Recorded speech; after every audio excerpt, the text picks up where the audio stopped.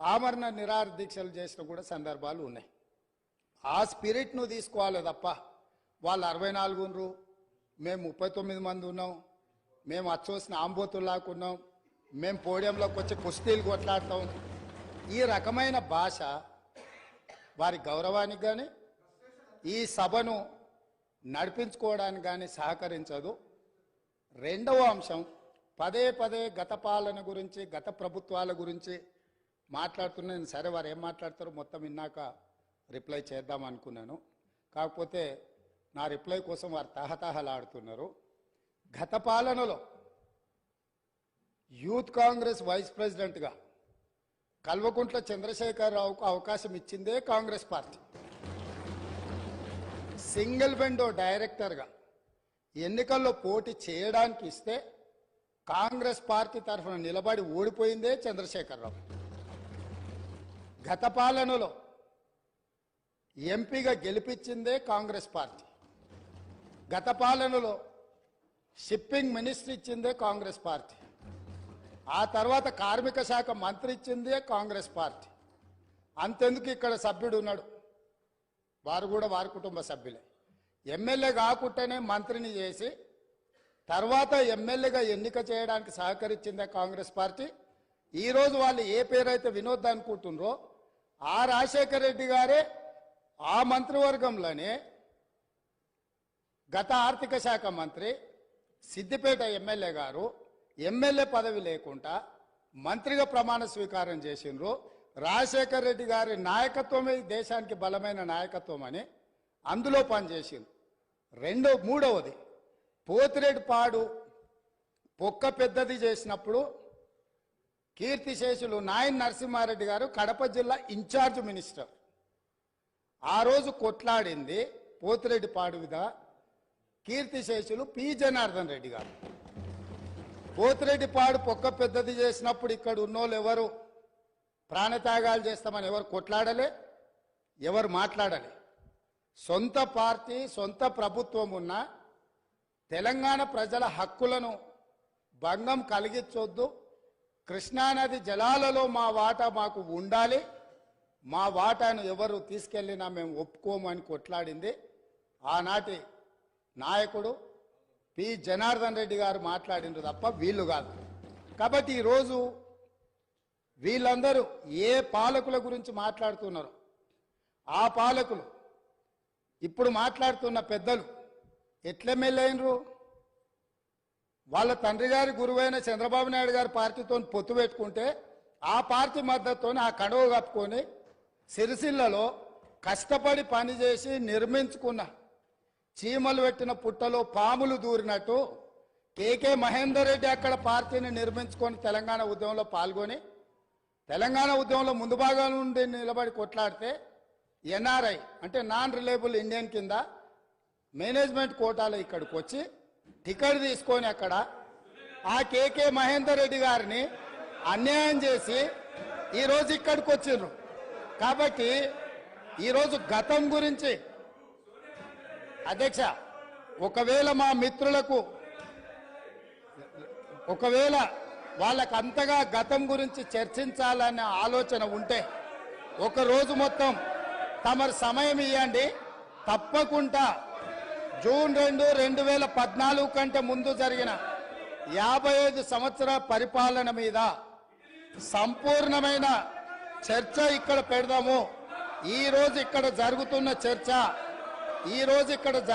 చర్చ జూన్ 2, 2014 నుంచి జరిగిన పరిపాలన, చేసిన విధ్వంసము, నాయకత్వం యొక్క వ్యవహార శైలి మీద మనం ఈరోజు మాట్లాడుకుంటున్నాము.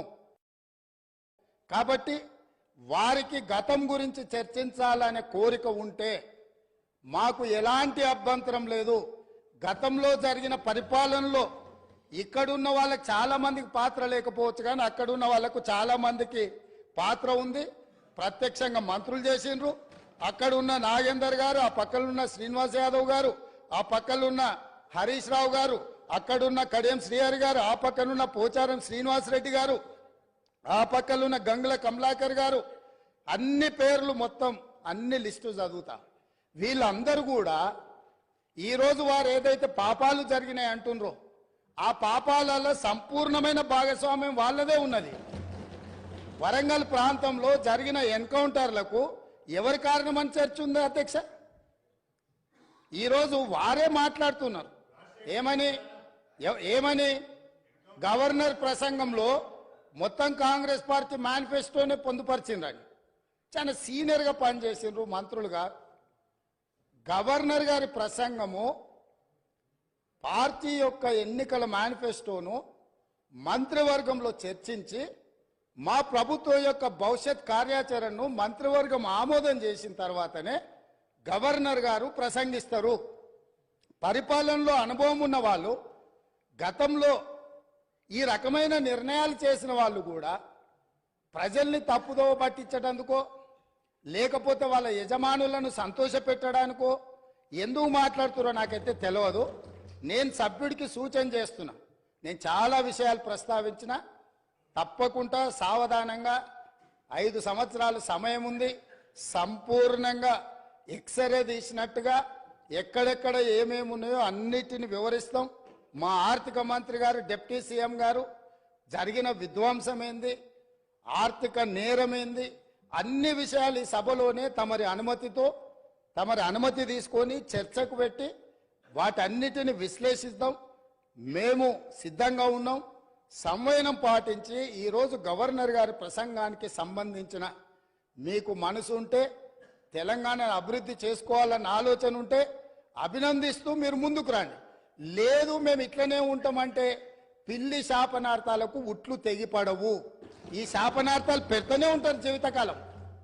కాబట్టి దయచేసి ప్రతిపక్షానికి నేను సూచన చేస్తున్నా, మేం పాలకపక్షంగా మా విజన్ డాక్యుమెంట్ని సభలో పెడుతున్నాం. మీరు సలహాలు సూచనలు ఇవ్వండి. సహేతుకమైన సలహాలు సూచనలకు ఎప్పుడు మేము సిద్ధంగా ఉన్నాము.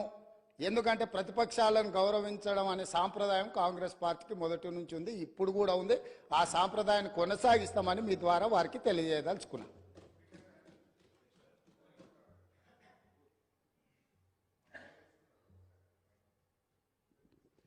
వారు మా పేరు తీసుకున్నారు అధ్యక్ష. గౌరవనీయులు రాష్ట్ర ముఖ్యమంత్రి గారు ఈ సభను చెప్తారు. Leader of the house. Speaker sir, కొంతమంది ఎన్ఆర్ఐస్కి ప్రజాస్వామిక స్ఫూర్తి అర్థము అవగాహన కాదు. మనం ప్రయత్నం చేసినా కూడా వారు తెలుసుకునే ప్రయత్నం చేయరు. ప్రజాస్వామ్యంలో 49కి 0 వాల్యూ ఉంటుంది, 51కి 100% వాల్యూ ఉంటుంది. ఎందుకంటే 51% ఓట్లు, 51% నెంబర్ ఉన్న వాళ్ళు ప్రభుత్వాన్ని ఏర్పాటు చేస్తారు. 49% ఉన్న వాళ్ళు ప్రతిపక్షంగా కూర్చొని ప్రభుత్వం తీసుకునే పరిపాలనలో నిర్ణయాలను, శాసనాలను సహేతుకంగా విశ్లేషించి సలహాలు సూచనలు ఇస్తారు. సలహాలు సూచనలు ఒకవేళ ప్రభుత్వము పెడచెవిన స్పిరిట్ను తీసుకోవాలి తప్ప వాళ్ళు 64 ఉన్నారు, మేము 39 మంది ఉన్నాం, మేము అచ్చోసిన ఆంబోతుల్లాకున్నాం, మేము పోడియంలోకి వచ్చి కుస్తీలు కొట్లాడతాం, ఈ రకమైన భాష వారి గౌరవానికి కానీ ఈ సభను నడిపించుకోవడానికి కానీ సహకరించదు. రెండవ అంశం, పదే పదే గత పాలన గురించి, గత ప్రభుత్వాల గురించి మాట్లాడుతున్నాను. సరే, వారు ఏం మాట్లాడతారో మొత్తం విన్నాక రిప్లై చేద్దాం అనుకున్నాను. కాకపోతే నా రిప్లై కోసం వారు తహతహలాడుతున్నారు. గత పాలనలో యూత్ కాంగ్రెస్ వైస్ ప్రెసిడెంట్గా కల్వకుంట్ల చంద్రశేఖరరావుకు అవకాశం ఇచ్చిందే కాంగ్రెస్ పార్టీ. సింగిల్ విండో డైరెక్టర్గా ఎన్నికల్లో పోటీ చేయడానికి ఇస్తే కాంగ్రెస్ పార్టీ తరఫున నిలబడి ఓడిపోయిందే చంద్రశేఖరరావు. గత పాలనలో ఎంపీగా గెలిపించిందే కాంగ్రెస్ పార్టీ. గత పాలనలో షిప్పింగ్ మినిస్టర్ ఇచ్చిందే కాంగ్రెస్ పార్టీ. ఆ తర్వాత కార్మిక శాఖ మంత్రి ఇచ్చిందే కాంగ్రెస్ పార్టీ. అంతెందుకు ఇక్కడ సభ్యుడు ఉన్నాడు, వారు కూడా వారి కుటుంబ సభ్యులే. ఎమ్మెల్యే కాకుండానే మంత్రిని చేసి తర్వాత ఎమ్మెల్యేగా ఎన్నిక చేయడానికి సహకరించిందే కాంగ్రెస్ పార్టీ. ఈరోజు వాళ్ళు ఏ పేరైతే వినోద్ అనుకుంటున్నారో ఆ రాజశేఖర రెడ్డి గారే ఆ మంత్రివర్గంలోనే గత ఆర్థిక శాఖ మంత్రి సిద్దిపేట ఎమ్మెల్యే గారు ఎమ్మెల్యే పదవి లేకుండా మంత్రిగా ప్రమాణ స్వీకారం చేసిండ్రు. రాజశేఖర రెడ్డి గారి నాయకత్వమే ఈ దేశానికి బలమైన నాయకత్వం అని అందులో పనిచేసిండ్రు. మూడవది పోతిరెడ్డిపాడు పొక్క పెద్దది చేసినప్పుడు కీర్తిశేషులు నాయన్ నరసింహారెడ్డి గారు కడప జిల్లా ఇన్ఛార్జ్ మినిస్టర్. ఆ రోజు కొట్లాడింది పోతిరెడ్డిపాడు మీద కీర్తిశేషులు పి జనార్దన్ రెడ్డి గారు. పోతిరెడ్డిపాడు పొక్క పెద్దది చేసినప్పుడు ఇక్కడ ఉన్నోళ్ళు ఎవరు ప్రాణత్యాగాలు చేస్తామని ఎవరు కొట్లాడలే, ఎవరు మాట్లాడలే. సొంత పార్టీ సొంత ప్రభుత్వం ఉన్న తెలంగాణ ప్రజల హక్కులను భంగం కలిగించొద్దు, కృష్ణానది జలాలలో మా వాటా మాకు ఉండాలి, మా వాటాను ఎవరు తీసుకెళ్ళినా మేము ఒప్పుకోము అని కొట్లాడింది ఆనాటి నాయకుడు పి జనార్దన్ రెడ్డి గారు మాట్లాడిండ్రు తప్ప వీళ్ళు కాదు. కాబట్టి ఈరోజు వీళ్ళందరూ ఏ పాలకుల గురించి మాట్లాడుతున్నారు, ఆ పాలకులు ఇప్పుడు మాట్లాడుతున్న పెద్దలు ఎట్లెమ్మెల్యేనరు?